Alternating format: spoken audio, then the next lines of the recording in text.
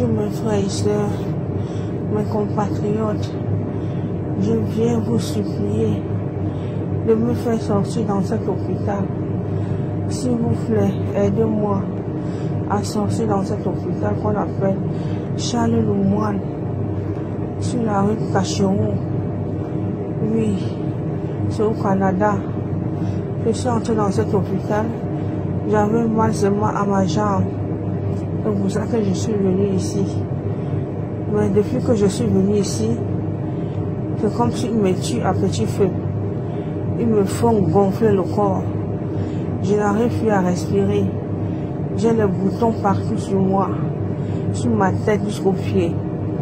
S'il vous plaît, mes chers compatriotes, je vous en supplie, partagez cette vidéo dans tous les réseaux sociaux. Je demande au docteur de me transférer dans un autre hôpital, là où je serai mieux suivi. Mais il ne veut pas. Ma bouche est paralysée, mes lèvres sont paralysées. Mon visage aussi est gonflé. Mes yeux. Je ne suis pas vraiment la personne que vous voyez sur cette vidéo. Oui, les gens qui me connaissent ne me reconnaissent plus.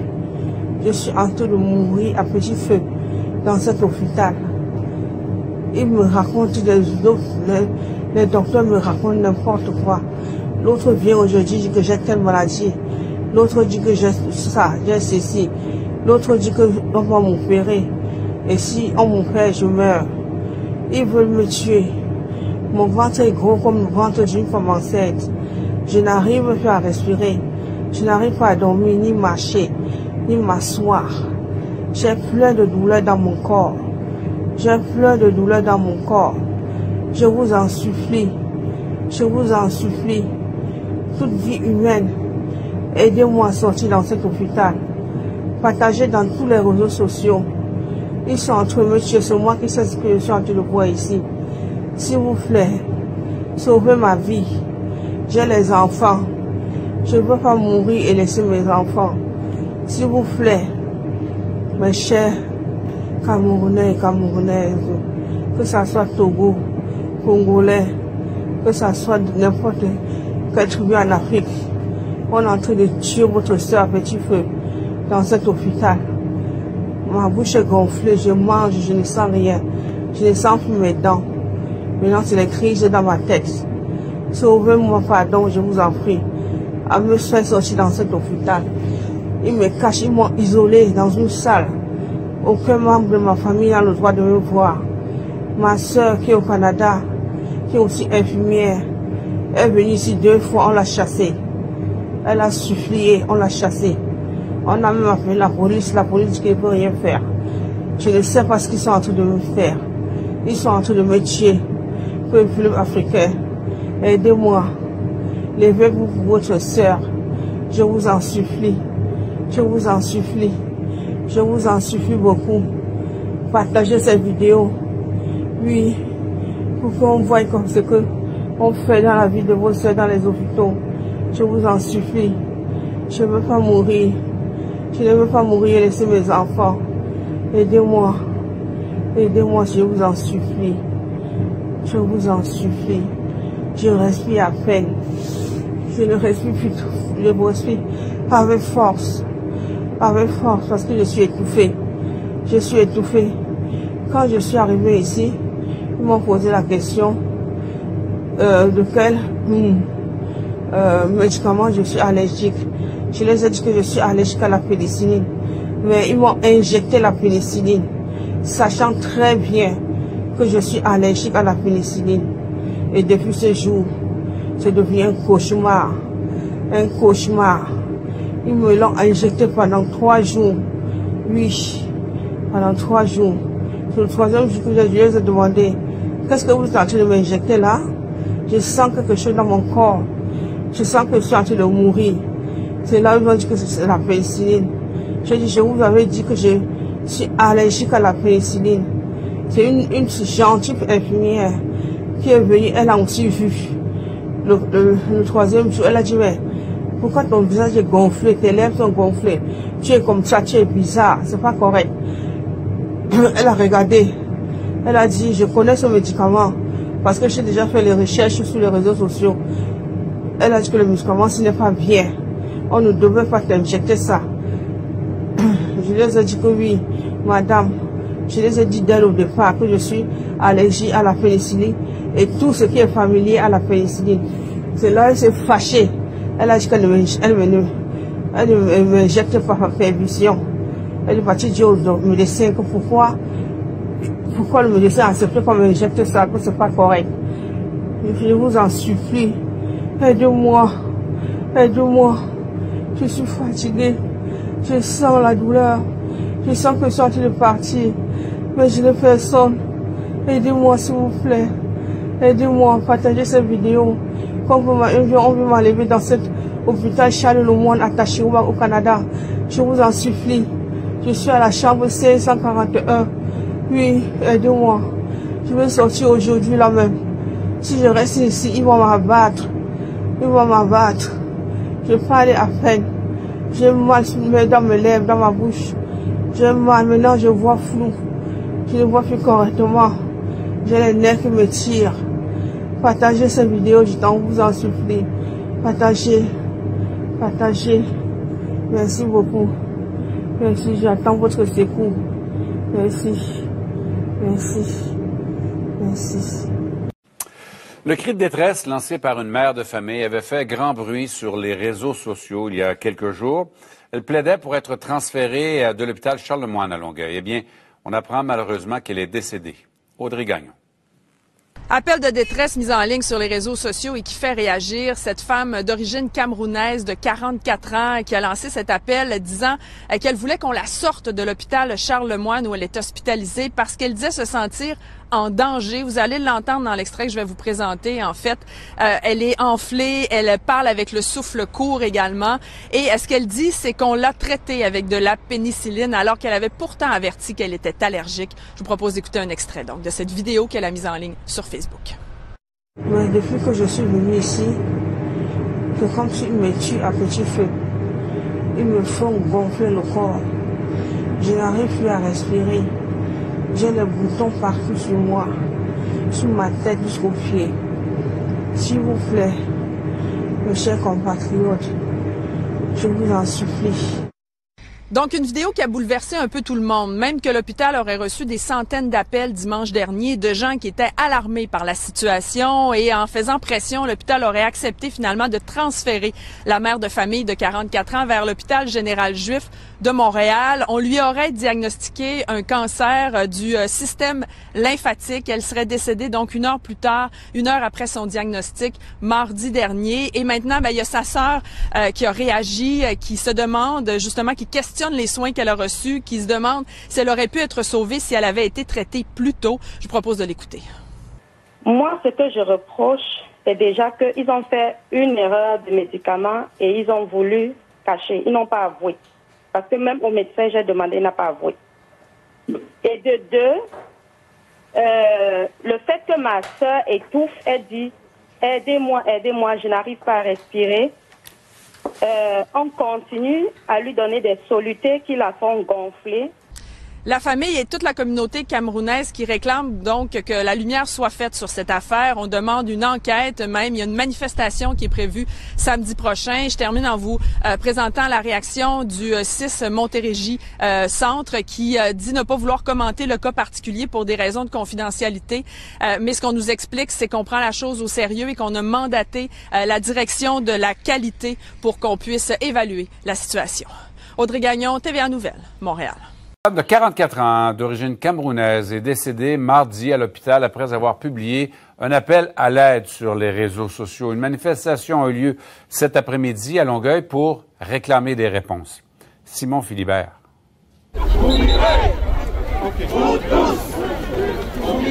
Justice pour Mireille.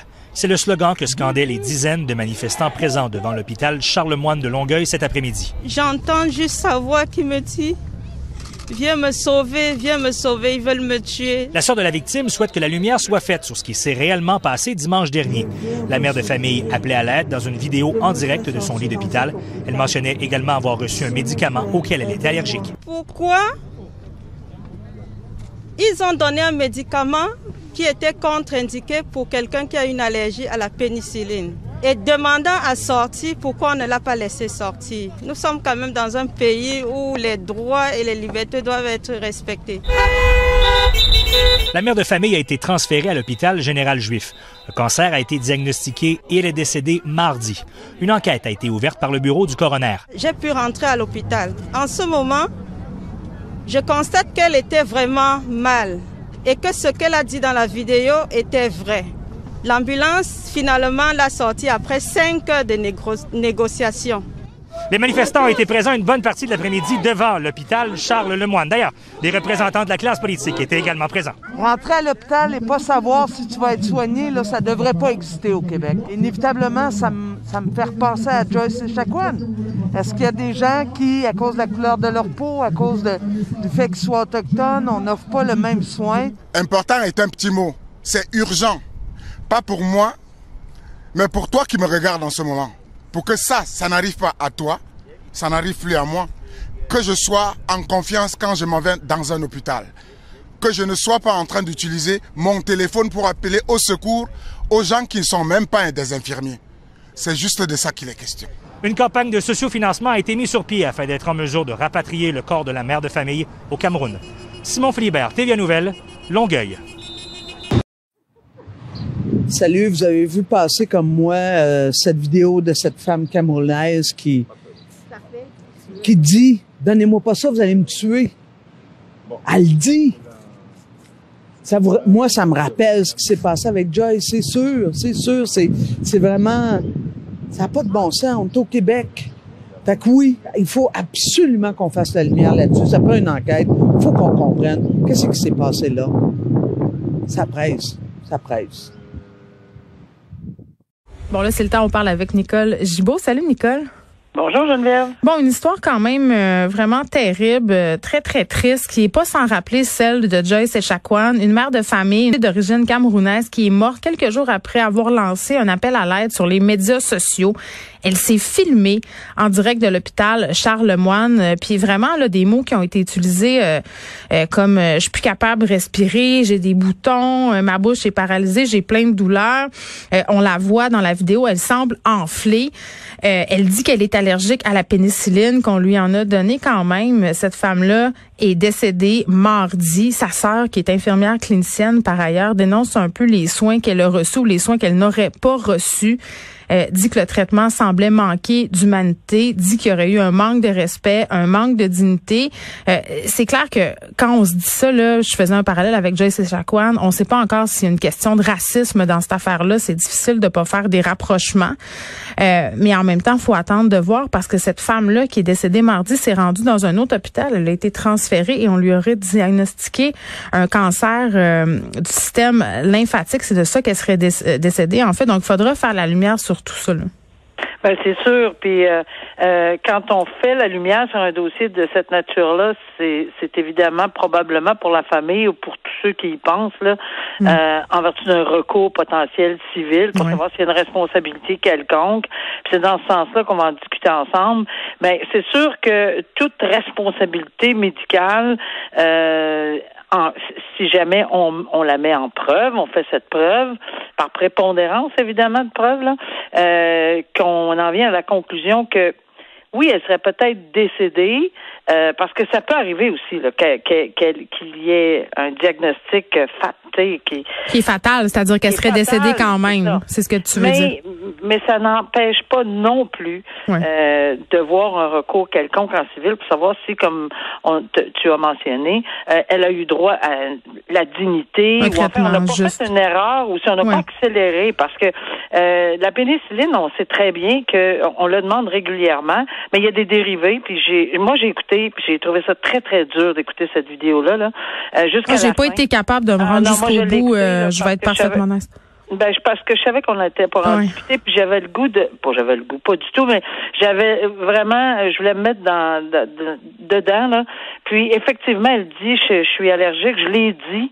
Ça, c'est important, par exemple, parce que c'est d'une importance capitale s'il y a un recours. Je l'ai dit, je l'ai mentionné, et il y a des dérivés. On m'a donné quoi? Alors, je pense que c'est l'autopsie. En fait, le rapport du coroner va être d'une importance capitale, parce que ça va nous dire, effectivement, si elle a été injectée, ça a accéléré quelque chose on a vraiment un lien avec la question de la dignité humaine. Oui, il faudra voir. Oui, ça peut ouvrir des recours.